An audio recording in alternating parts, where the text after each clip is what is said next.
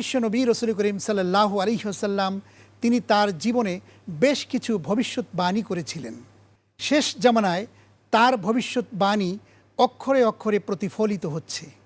এবার রাসূল করিম সাল্লাল্লাহু আলাইহি ওয়াসাল্লামের সেই ভবিষ্যৎবাণী নিয়ে দেখবেন অন্যরকম একটি তথ্যচিত্র।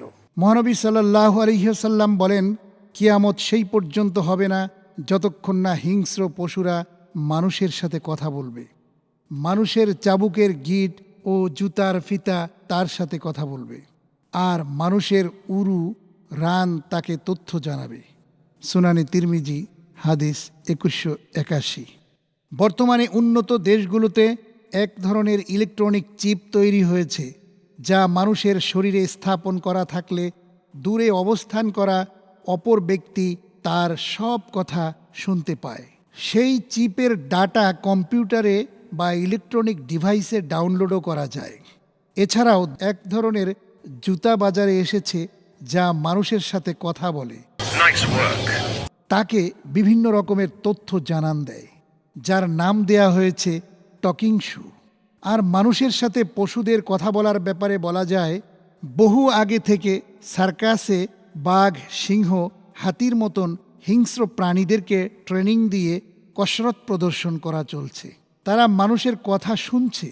দেশে দেশে নিরাপত্তার কাজে নিয়োজিত হচ্ছে ডগ স্কোয়াড। তারা তাদের দক্ষতা দেখিয়ে সেনাবাহিনীতে পদোন্নতি লাভ করছে।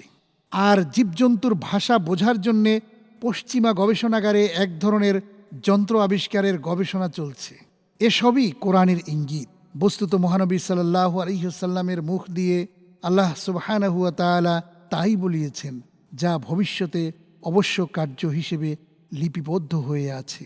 মুমিন মুসলমানের সারা জীবনের ইবাদত বন্দিগির মূল লক্ষ্য পরকালে জান্নাত লাভ। জান্নাতের নিয়ামত, সুখ, শান্তি, ঐশ্বর্য সম্পর্কে কোরআন ও হাদিসে বহু বর্ণনা রয়েছে। জান্নাতে প্রবেশের জন্য 8টি দরজা রয়েছে। 8টি দরজার প্রত্যেকটিতে 2টি করে পাল্লা রয়েছে। মহানবী সাল্লাল্লাহু আলাইহি ওয়াসাল্লাম বলেছেন, জান্নাতের দরজার 2 পাল্লার মাঝখানের প্রশস্ততা মক্কা শরীফ থেকে বাহরাইনের হাজার অথবা মক্কা শরীফ থেকে সিরিয়ার বুশরার দূরত্বের সমান।